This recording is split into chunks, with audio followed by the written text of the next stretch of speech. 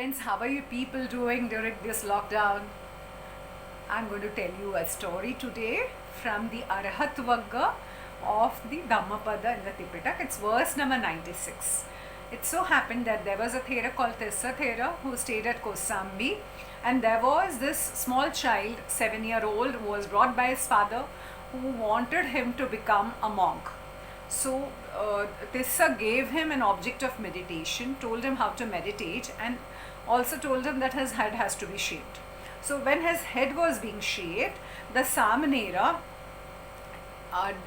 did his meditation on the object of meditation, and he became an Arhat.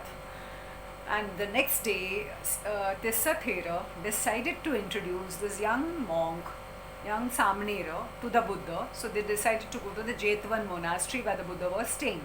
On the way, they decided to take a night halt. The Samanera was not going to sleep, so he kept vigil, and the Thera slept, and he fanned the Thera with the fan which was given to him. And the Samanera was, for some time, he decided to take rest. And that time the Thera got up and he decided to call the Samanera with the fan. Accidentally, since the fan's one edge was very sharp, it hit the eye of the Samanera. And the Samanera lost his eye.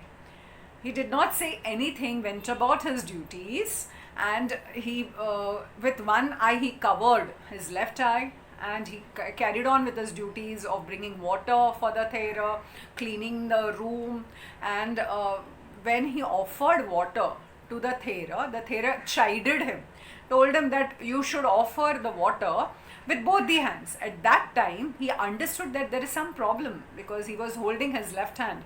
So he asked him, and then he came to know that because of the accident caused by him by the fan, the Samanera had lost his eye. So he felt very bad, and he told him so many times that I'm so sorry. But the Samanera, being an Arhat, told him that it was because of my earlier karma that I have lost my eye. And the Tissa brought him before the Buddha and told him the entire incident. Then the Buddha told him that the child is an Arhat, and told the following in Pali verse.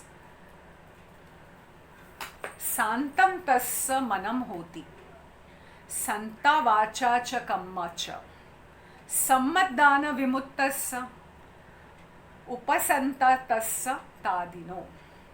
It means an Arhat is calm in mind, calm in his speech, and also in his deed. Truly knowing the Dhamma, such an Arhat is free from moral defilements and is unperturbed by the ups and downs of life. When we listen to this particular verse of the Buddha, we understand that it is so important for us to be calm and quiet even when there is a lot of ups and downs in life. So we have to start training our mind to be equanimous. There's so much of teaching from this particular story. May all beings be happy.